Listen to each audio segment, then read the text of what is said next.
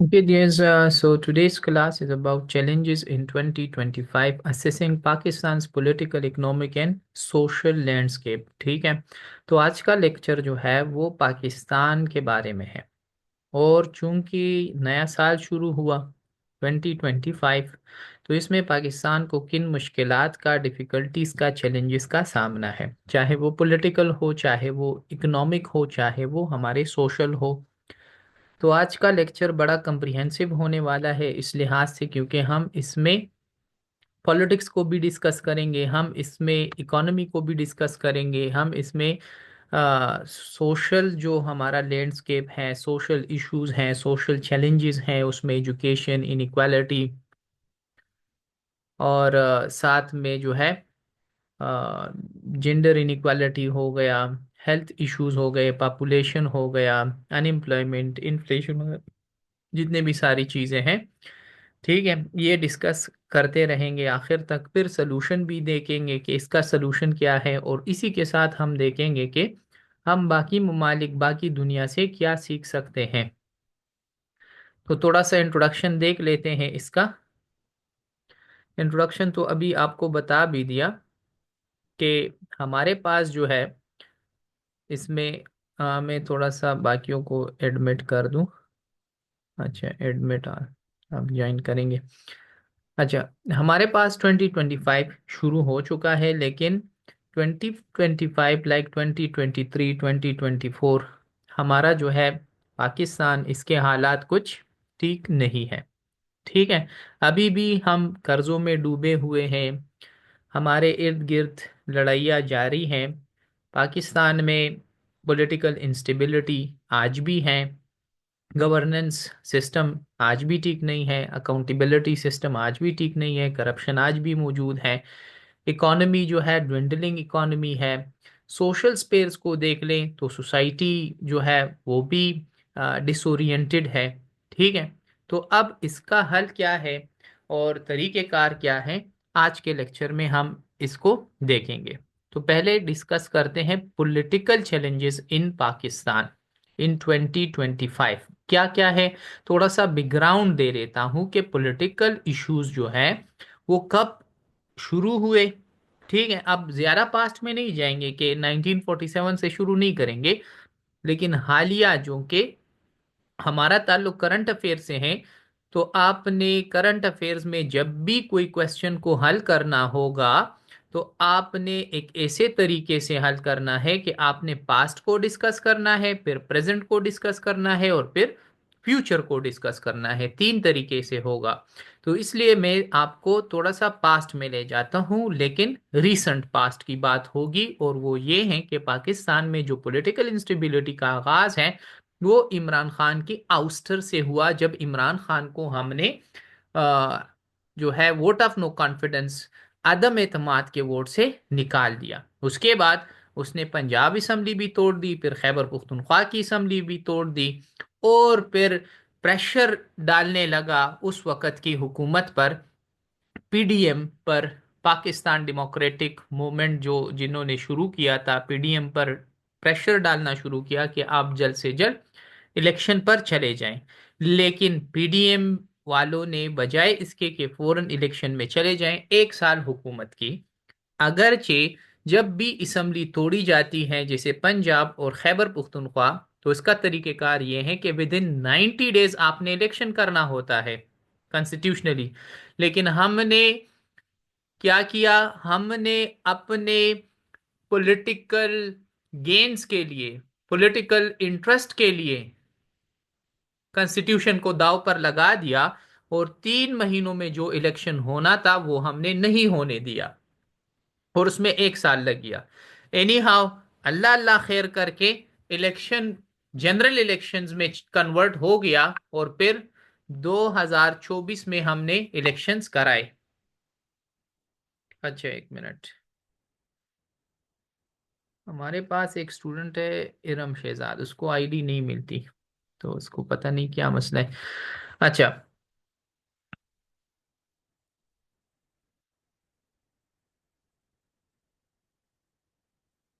तो क्या बात हो रही थी, मेरा लेक्चर भी बीच में से कर दिया।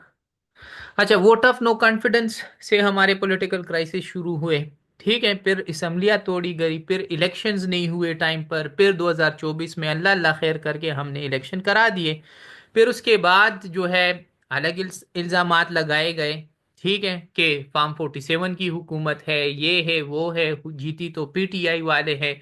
हमने इमरान खान को भी जेल में डाल दिया। ठीक है, और उसके बाद जो है 26 अमेंडमेंट लेकर आए, तो उसमें अलग से जो है मुल्क मुल्क को तकसीम किया गया, कोई उसके हक में था, कोई हक में नहीं था। फिर उसके बाद जो है हमने देखा कि अब इमरान खान के साथ मुज़ाकरात होने जा रहे हैं, इमरान खान की रिलीज की बात हो रही है। तो ये 2024 में अगर देखा जाए तो हमारे लिए करंट पॉलिटिकल चैलेंजेस हैं कि आया उसको निकलने दिया जाएगा, नहीं निकलने दिया जाएगा। अगर वो बाहर निकलता है तो फिर क्या होगा, यहाँ पर इलेक्शंस की तरफ जाएंगे। जो हुकूमत है जिसको इमरान खान और उसकी पार्टी कहती है कि कमज़ोर हुकूमत है, ठीक है, ये चलेगी या नहीं चलेगी, काम करेगी या नहीं करेगी, तो इन सब चीजों को हम देखेंगे। ठीक है। अच्छा, इरम को ये भेज देता हूँ।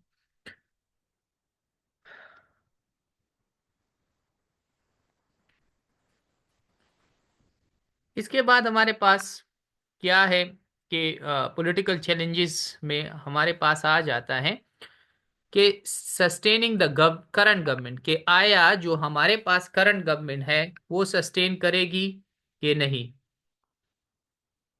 ओ मेरा खुदा, आज तो सस्टेनिंग द करंट गवर्नमेंट। ठीक है, फार्म 47 की हुकूमत है अकॉर्डिंग टू पीटीआई। ठीक है, ये मैं नहीं कह रहा हूँ, आप लोग ये ना समझे कि सर कोई हुकूमत के फेवर में है या खिलाफ है। I am very neutral in political discussions. ठीक है, किसी पार्टी से मेरा ताल्लुक नहीं है।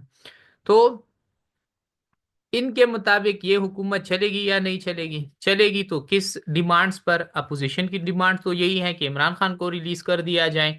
लेकिन उसको क्यों रिलीज कर दिया जाए जबकि पावर हुकूमत के पास है, इस्टेब्लिशमेंट भी उसके पास है। ठीक है, तो इसको क्यों निकलने दिया जाए। वो तो जितना जेल में रहेगा इनको जो है आज़ादी भी होगी और फायदा भी होगा। ठीक है, तो ये सारे चैलेंजेस हैं जो कि हुकूमत ने टैकल करने हैं। इसी के साथ reconciliation with the opposition, opposition के साथ जो मुज़ाकरात अब हो रहे हैं, आया ये रिकंसिलिएशन की तरफ जाएंगे या इसमें बेहतरी आएगी भी या नहीं, कैसे कामयाब होंगे, अनदर चैलेंज। गुड गवर्नेंस जो है, हुकूमत तो आई है, ठीक है, कोलिशन गवर्नमेंट है। एक जगह पर आपको पीपल्स पार्टी मिलती है, एक जगह पर आपको नून लीग मिलता है। ठीक है, और बाकी जगहों पर एक जगह पर आपको पीटीआई की हुकूमत मिल जाती है केपी में। तो पूरे पाकिस्तान में जो है हर एक जगह पर हर एक पार्टी का अपना अपना एक हुकूमत है। तो यहाँ पर गुड गवर्नेंस, ट्रांसपेरेंसी, ये हमारे लिए बहुत बड़े चैलेंज है कि किस तरह करप्शन को टैकल किया जाए, एडमिनिस्ट्रेटिव इन इफिशियंसीज को किस तरह टैकल करें हम। इलेक्टोरल रिफॉर्म्स जो है, जो ये बातें होती हैं कि पाकिस्तान में इलेक्शंस जो है फ्लॉड है, यहाँ पर फ्रॉड होते हैं, रिगिंग होती है, यहाँ पर जो है धांधलियाँ होती हैं, फार्म 45 और फार्म 47 जो है उसमें चेंजेस आ जाते हैं वगैरह वगैरह। ठीक है, तो यहाँ पर जो रिफॉर्म्स लाएं तो कैसे लाएं, आया वोटिंग मशीन रख ले, बीच में से ये आरओज वगैरह को निकाल ले, जो असिस्टेंट कमिश्नर्स और डीसीज वगैरह के जेर निगरानी होते हैं, जो फिर फार्म 47 में धांधली करते हैं, उनको निकाल दे या कोई और सिस्टम ले आए। ठीक है, किस मुल्क से हमें सीखना चाहिए, तो इन सारी चीजों को हम देखेंगे। फिर हमारे पास है जुडिशरी एग्जीक्यूटिव टेंशन। जुडिशरी जो है, जाहिरी बात है, वो अपना पावर मेंटेन रखना चाहती हैं, और जो एग्जीक्यूटिव है, एग्जीक्यूटिव में हमारे पास सदर और वजीर आजम और उसकी काबीना। ठीक है, इस्टेब्लिशमेंट भी किसी हद तक इंक्लूड कर ले, अगरचे वो इसका हिस्सा है नहीं, लेकिन पाकिस्तान में बहुत बड़ा किरदार इस्टेब्लिशमेंट का है, इससे किसी को इनकार नहीं। ठीक है, वो चाहते हैं कि जुडिशरी जो है उसको थोड़ा सा अंडरमाइन किया जाए। जुडिशरी अपने इंडिपेंडेंस के लिए लड़ रही है। अब ये हमारे पास 2025 के चैलेंजेस हैं कि इसको किस तरह हल करें। ठीक है, फिर हमारे पास कुछ चैलेंजेस, इकोनॉमिक चैलेंजेस हैं इन 2025। इकोनॉमी भी अगर देख लें तो जब इमरान खान गया उसके बाद से एक आवाज उठी डिफॉल्ट की, कि पाकिस्तान जो है डिफॉल्ट होने जा रहा है। पीडीएम की हुकूमत ने फिर क्या किया कि नए वज़रा जो है बनाए और कहा कि हम आईएमएफ के पास जाएंगे और आईएमएफ की जितनी भी शर्तें हैं, ठीक है, हम मानेंगे। और आईएमएफ का जो एक्सटेंडेड फंड फैसिलिटी है, ईएफएफ, उसको जो है बहाल करके हम अपनी इकोनॉमी को जो है थोड़ा सा एक किस्म का हेल्प दे सकते हैं और इकोनॉमी बेहतर कर सकते हैं। लेकिन आईएमएफ ने फिर इतनी शराइत रख दी कि आपके मुल्क में महंगाई आ गई, डिफॉल्ट से तो बच गए लेकिन आपकी महंगाई जो है 39% पर पहुंच गई। आपका जो अनएम्प्लॉयमेंट रेशो है वो 6.3% पर पहुंच गया। और जिसकी वजह से नौजवान इतने मायूस हुए, काबिल नौजवान जिसको हम ह्यूमन कैपिटल कहते हैं, जिसको हम स्किल लेबर कहते हैं, वो आपका मुल्क छोड़ने लगे।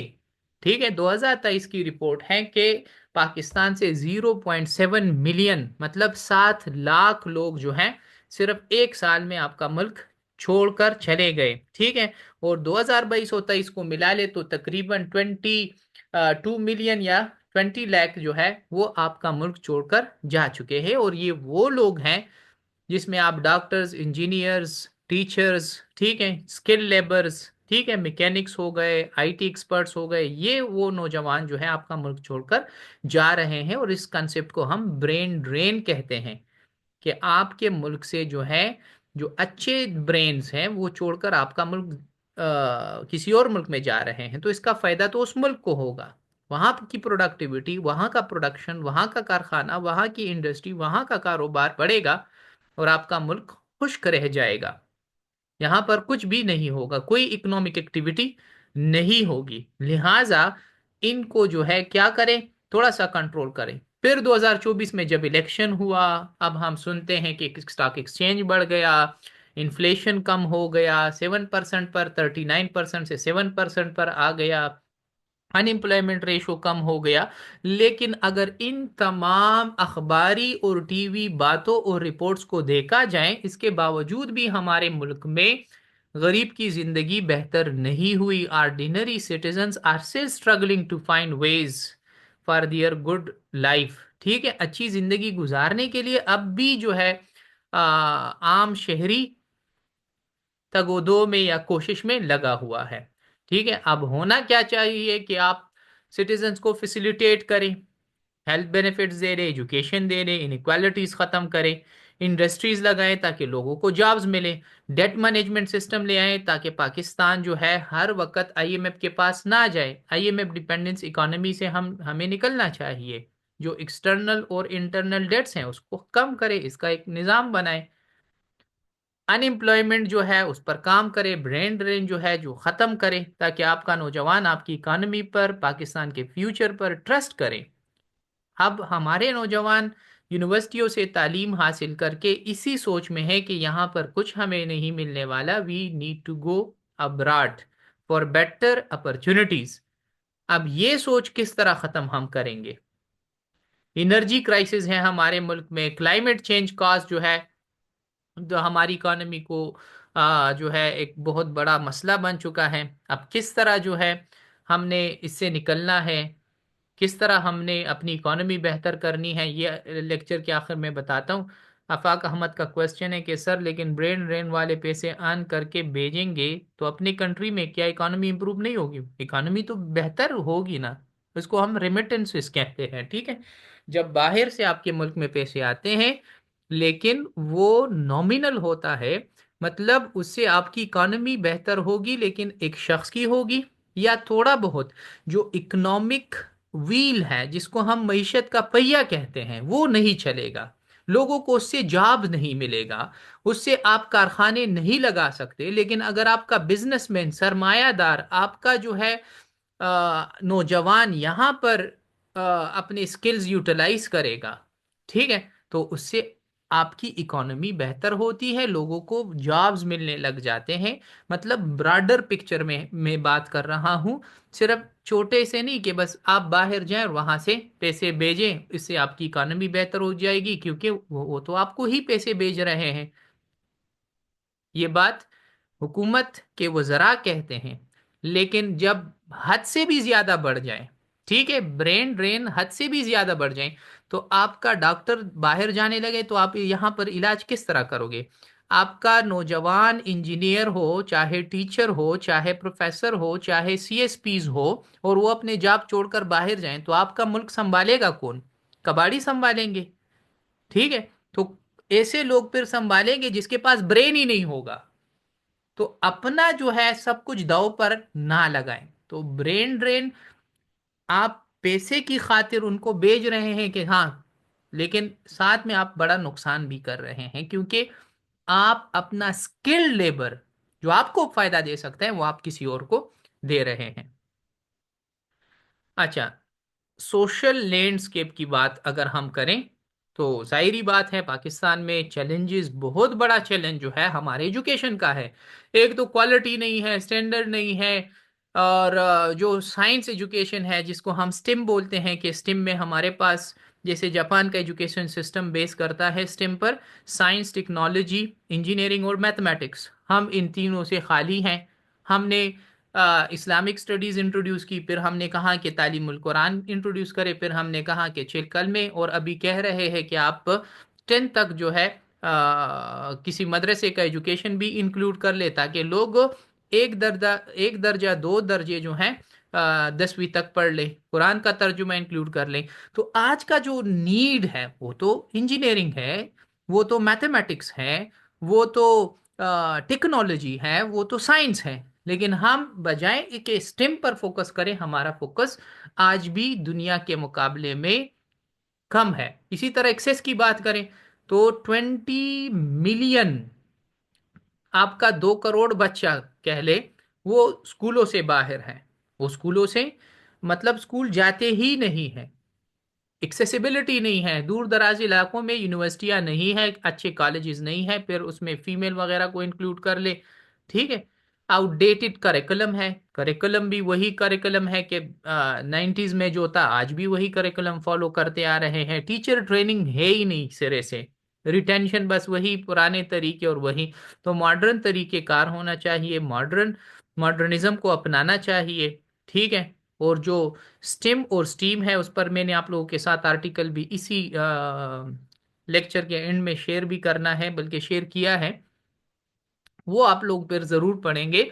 वो कह रहा है कि हमें जरूरत है स्टेम की, STEM, science, technology, engineering, mathematics, और STEAM, science, technology, engineering, arts. ठीक है, क्रिएटिविटी के लिए आर्ट्स एंड मैथमेटिक्स। तो ये 5 चीजें जो है लाजमी है आपके एजुकेशन सिस्टम, जो आपका एजुकेशन जो सिस्टम है, that must be based on all these things. ठीक है। अब हमारे स्टूडेंट्स जो है, इनको पता ही नहीं होता कि मैथमेटिक्स क्या है, पता ही नहीं होता कि साइंस क्या है, साइंस की रूह तक, मतलब सही मानों में। एक तो ये कि बहुत ज्यादा लोगों ने MSc फिजिक्स भी किया होगा, लेकिन फिजिक्स किया भी होगा, आर्टिफिशियल इंटेलिजेंस को जो है नहीं मान रहे होते। ये मैं अपना एक एक्सपीरियंस शेयर कर रहा हूँ। ठीक है। तो एक टीचर है, फिजिक्स का टीचर है, और मैं उस पर आर्टिफिशियल इंटेलिजेंस पर बात कर रहा था उसके साथ, और मुझे कहा कि नहीं, आप खुदा के कामों में कोई जो है इंसान खुदा जैसा जो है दिमाग नहीं बना सकता, ये नहीं कर सकता, वो नहीं कर सकता। मैंने कहा कि भाई, मैं फिजिक्स पर बात कर रहा हूँ, मैथमेटिक्स की बात कर रहा हूँ, और जो बात है हमारी, that AI, it has become a reality. आप इससे इनकार नहीं कर सकते। आप ATM मशीन बगैर AI के यूज ही नहीं कर सकते। आपका मोबाइल ATM, आपका मोबाइल जो है वो AI के बगैर नहीं हो सकता। आपका ऑनलाइन बैंकिंग AI के बगैर नहीं हो सकता। आपकी अपनी स्टडी जो है AI के बगैर अब नहीं हो सकती। सो आप इससे कैसे इनकार कर सकते हैं? और मुझे कह रहे हैं कि नहीं नहीं, बस हम सब मरने वाले हैं और हमें आखिरत की तैयारी करनी चाहिए, और मैं इसको फिजिक्स से प्रूफ कर सकता हूं। तो मैंने कहा जनाब, आप सही हैं। तो ये हमारे जो है साइंस के स्टूडेंट्स हैं। उनकी क्रिटिकल थिंकिंग और क्रिएटिविटी का सिर्फ ये हाल है कि उसने साइंस को भी लिमिटेड रखा हुआ है under the under the carpet of क्या कहते हैं रिलीजन। इतना जो है हमने रिलीजन को हावी कर दिया है अपने ऊपर कि फिर हम साइंस को भी कुछ नहीं समझते। लेकिन मसला फिर वही बात आ जाती है that our education system fails to educate us to educate us in the right way. जो सही तरीकेकार है वो हमें नहीं बता रहा, और ये तरीकेकार बताए कि हमारा आउटडेटेड सिस्टम है, टीचर्स ट्रेनिंग नहीं है, और हम बाहर की दुनिया से जो है बहुत पीछे है। अच्छा, जेंडर इनइक्वालिटी की जब हम बात करते हैं तो पाकिस्तान में ये भी एक बहुत बड़ा मसला है। वर्क फोर्स पार्टिसिपेशन करे तो हमारे जो औरतें हैं हमने चार दीवारी तक महदूद करके रख दिया है कि बस नहीं, आप काम नहीं करेंगे, ये नहीं करेंगे, वो नहीं, हमारा कल्चर कह रहा है, हमारा इस्लाम ये कह रहा है, हमारा रिलीजन ये कह रहा है। ठीक है, कुछ पेट्रियार्कल नॉर्म्स है कि हम मर्द जो है उनको काम करने दे ही नहीं रहे कि औरतें जाकर बाहर काम करें। ठीक है, जो सोशल एक्सेप्टेंस है वो अभी तक नहीं है। और जो औरतें बेचारी काम करने जाती हैं तो हम उसके पीछे आवाजें लगाते हैं, बातें कर रहे होते हैं, ये ऐसे होते हैं, ये वैसी होती हैं। वायलेंस अगेंस्ट वुमेन जो है वो भी किसी से ढका छुपा नहीं है। पाकिस्तान में ऑनर किलिंग भी मौजूद है। पाकिस्तान में जो है रेप भी इनके साथ मौजूद है। वर्क फोर्स जिसको हैरेसमेंट कहते हैं वो भी मौजूद है। तो ये सारे चीजें जो हैं ये हमारे लिए अब भी मसाइल हैं, अब भी चैलेंजेस हैं, इसको हल होना चाहिए। जस्टिस सिस्टम हमारा अगर देखें तो डिलेज और इनएफिशिएंसीज पर मौजूद है। लाखों केसेस, हजारों नहीं लाखों केसेस जो है सुप्रीम कोर्ट में और बाकी कोर्ट्स में जो है इनएफिशिएंसी की वजह से आज तक है, और सालों सालों से जो है हल नहीं हो रहे। मुख्तारा मई का एक केस 2002 में शुरू हुआ और उसका फैसला 2015 में आया। तो अगर आप इतना जो है अहम केस जो इंटरनेशनल मीडिया ने कवर किया हुआ था, ठीक है, उसका फैसला आप 15 साल में नहीं कर सकते। तो ये कौन सी जो है वो इनएफिशिएंसी है कि जिसको हमें ठीक करना है। एक्सेस टू जस्टिस जो है वो सबको अवेलेबल ही नहीं, कुछ लोग अफोर्ड नहीं कर सकते, और कुछ लोगों को पता भी नहीं है कि जस्टिस क्या है, और जस्टिस लूँ भी तो किधर से लूँ, कहाँ से लूँ।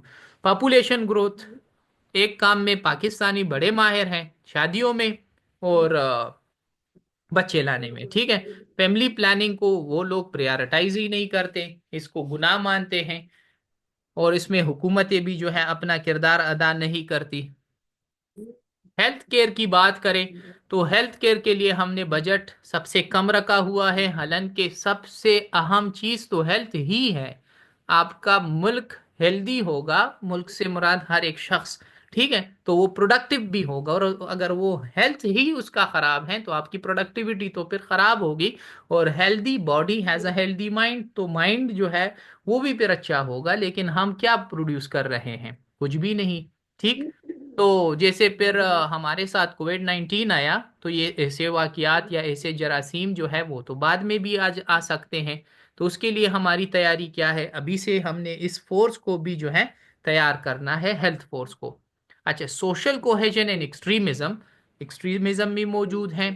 आज भी रिलीजन के नाम पर, खुदा के नाम पर लोगों को कत्ल कर दिया जाता है।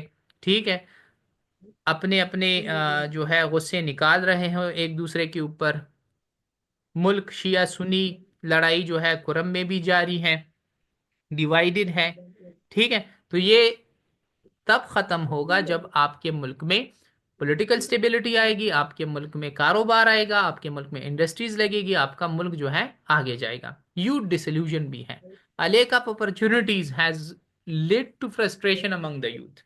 हमारा यूथ जो है वो खुद भी जो है रेडिकल बन चुका है। अगर मैं तो बात करता रहता हूँ स्टूडेंट से, तो उसमें गुस्सा भी पाया जाता है, बेसब्री भी पाई जाती है, और अजीब अजीब बातें कर रहे होते हैं। चलो एक दो आप लोगों के साथ शेयर कर देता हूँ। जो जो 10th में लड़का होगा, फर्स्ट ईयर में होगा, सेकेंड ईयर में होगा, या कॉलेज में जो बीएस के फ्रेश स्टूडेंट्स होते हैं, फर्स्ट ईयर में आकर बीएस के वो बता रहे होते हैं कि सर मैंने सीएसएस करना है।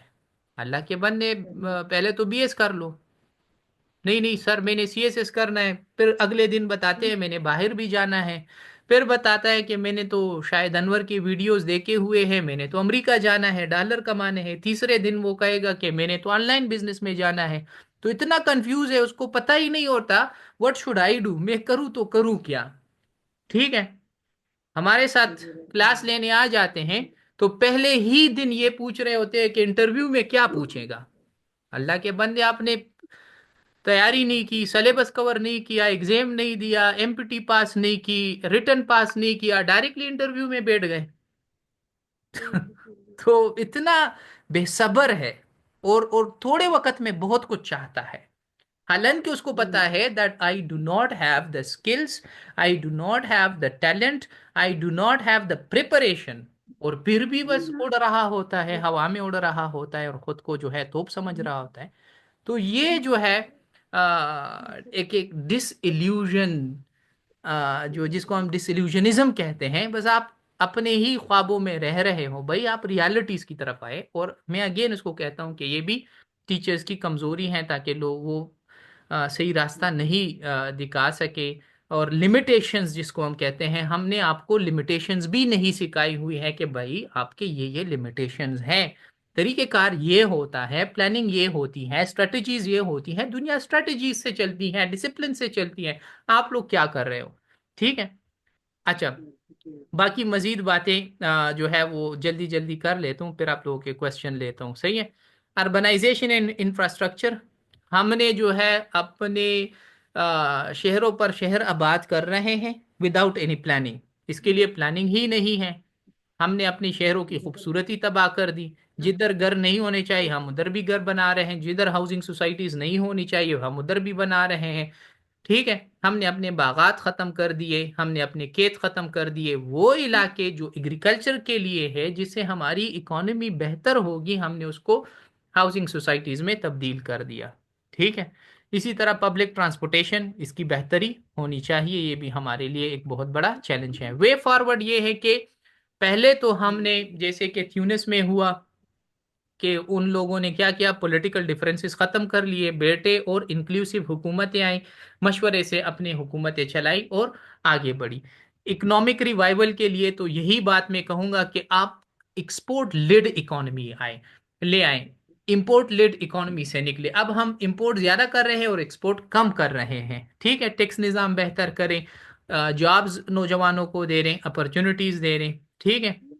जो भी इन्वेस्टमेंट करनी हो इस सिलसिले में कर ले। इसी के साथ जो है सोशल इनइक्वालिटीज जो है उसको ख़त्म कर ले सोसाइटी से, ख़ास तौर पर औरतों को जॉब के मौके दे रहे, उनको एजुकेट करे, उसको वर्क फोर्स में शामिल करे। इसी के साथ हमारे पास जो है ग्लोबल और रीजनल कोऑपरेशन, ये लाजमी है कि हम चाइना के साथ भी, हम अफगानिस्तान के साथ भी ताल्लुकात हमारे अच्छे हो, इंडिया के साथ भी इकोनॉमिक रिलेशंस जिसको हम कहते हैं। अगर बाकी पॉलिटिकल रिलेशंस या जो हमारे अपने स्ट्रेटेजिक रिलेशंस उनके साथ खराब है, वो अलग चीज़ है, लेकिन बिजनेस उनके साथ भी होना चाहिए। जैसे चाइना और इंडिया के दरमियान जो है वो पॉलिटिकल डिफरेंसेस हैं, जियो पॉलिटिक्स जिसको हम कहते हैं, वो डिफरेंसेस उनके दरमियान भी मौजूद हैं, लड़ाइयाँ उनके अफवाज के अंदर भी होती हैं। लेकिन बिजनेस जो ट्रेड है चाइना और इंडिया के दरमियान आज भी कायम है, और उसी तरह तेजी से जा रहा है जैसे 10 साल पहले था। लेकिन पाकिस्तान और इंडिया जो है इस रियलिटी को इग्नोर किए हुए हैं। ठीक है। अच्छा, ये कुछ केस स्टडीज हैं, ये आप लोगों के साथ नोट शेयर करता हूँ, इसी से पढ़ ले कि ट्यूनिस ने किस तरह अपनी पॉलिटिक्स को ठीक किया, मलेशिया ने किस तरह अपनी इकोनॉमी को बेहतर किया, रवांडा ने किस तरह जेंडर इक्वालिटी जो है प्रमोट की, और फिनलैंड से हम एजुकेशन सिस्टम, या जापान से या सिंगापुर से हम अपना एजुकेशन मॉडल किस तरह सीख सकते हैं। ठीक है।